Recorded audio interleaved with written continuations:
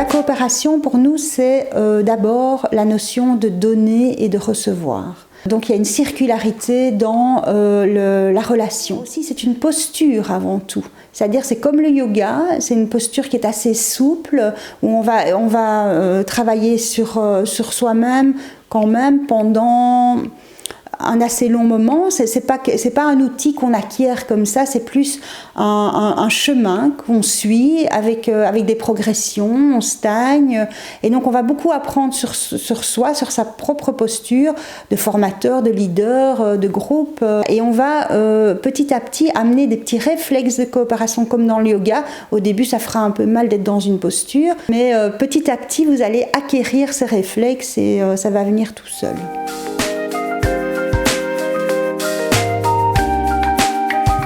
Vous plaire dans cette formation, c'est le fait qu'on va vraiment travailler sur les groupes et vous permettre aussi d'avoir une idée sur quoi faire quand on veut stimuler le groupe à travailler à cette œuvre commune ensemble et à bien travailler ensemble. Ce qui sera chouette aussi, c'est que vous allez pouvoir vous donner les outils pour faire en sorte que les personnes se sentent d'aller relever un défi ensemble et puissent aller de l'avant avec motivation, avec enthousiasme et savoir aussi finalement quelles sont les bonnes pratiques à avoir à travers la coopération. Si vous êtes leader d'une équipe ou responsable d'une association et donc que vous devez motiver, stimuler justement votre personnel à toutes ces notions de coopération, bien, on va vous donner des outils dans cette formation pour faire ça. Et donc si vous êtes formateur, conseiller d'orientation, agent d'insertion socio-professionnelle, en tout cas que vous encadrez des gens pour les guider vers quelque chose, eh bien cette formation vous sera aussi assez utile.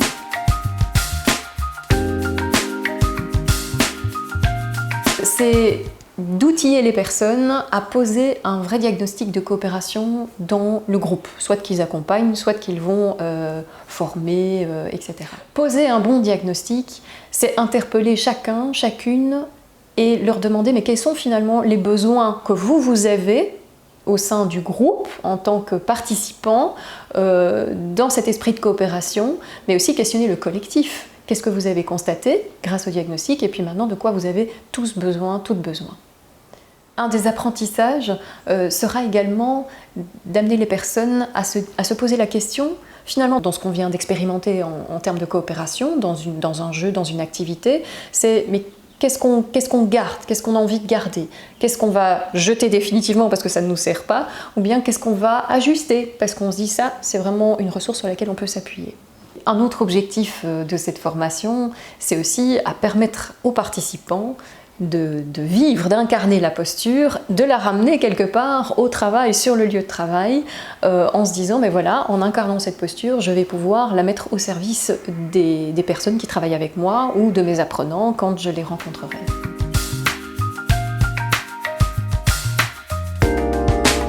Notre ADN, c'est le jeu et les techniques de créativité.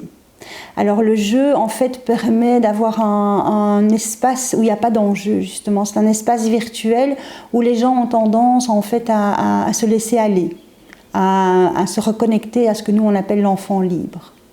Alors dans la méthodologie, il y a aussi cette idée de nous, formatrices, se mettre dans une posture coopérante. Au cours de la formation, nous allons évoquer plusieurs fois la grille des 6 leviers de la coopération. Cette grille des 6 leviers, elle a été créée, construite par Nathalie Ledure, Caroline Delmer, qui ont créé elles-mêmes leur société Via Vectis et accompagnent le changement. Et elle a été créée sur base d'observations dans les équipes pendant une dizaine d'années, sur la dynamique d'équipe. Cette grille des 6 leviers est là pour stimuler, mettre en dynamique les personnes dans un esprit de coopération.